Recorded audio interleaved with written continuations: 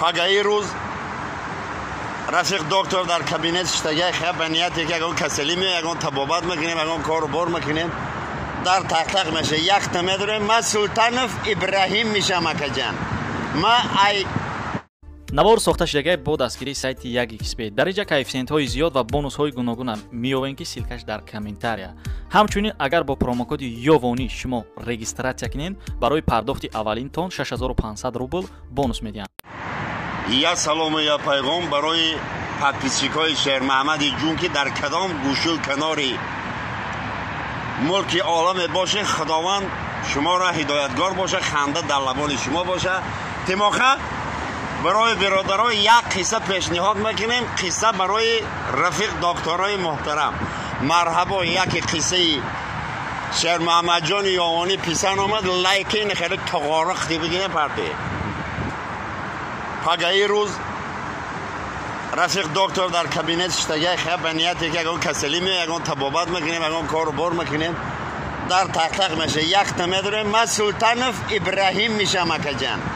ما ای ازبکستان میشم سلطانف ابراهیم میشم اکا جان. یک خدمت آمدم مردم تا اگر علاج بشه همه گپی مرا گوش که خاکی پد شم اکا جان. گپی مرا گوش که مردم بچه تا مردم. دکتر هم خیلی نگاه میکنه گفته چی درد علام داری؟ گفته اکا جان یک انجام درد نمیکنه. زندگیم 100 پاییزه مال حالم اینمتا میرسه خانه درد دارم میخوام که 100 سال ها 100 سال عمر بینم ده. دکتر مگه ده تک شد دهش میکشه که چشماش یه میبینه. گفته ناس مکشی. نه رفیق دکتر نمیکشم نکدم همه کارم مردم تا نکدم. سیگارت مکشی. نه نکدم همه کارم. بیو بازی میکنی یگان جو سویدن پیویدن لیوی پیو می خاکی پاتا مردم دکتر جان نکدم والله قسم حیاتم ده نکدم. همه یک عرضه داریم که 100 سال عمر بینم. گفتای براتان ایجاد خه بگی این جامعت قطی تیاقت بیو بازی نکنی سیگارت نکشی عرق ننوشی 100 سال زندگی تده چی در کنه خب بگی جامعت قطی تیاقت ایدی نخوش های که بینه.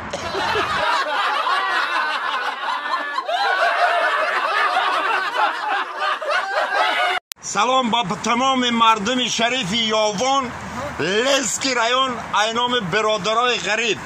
ما غریبه ما گشنه ایم جانی ما رو دست بگیرین. رستم؟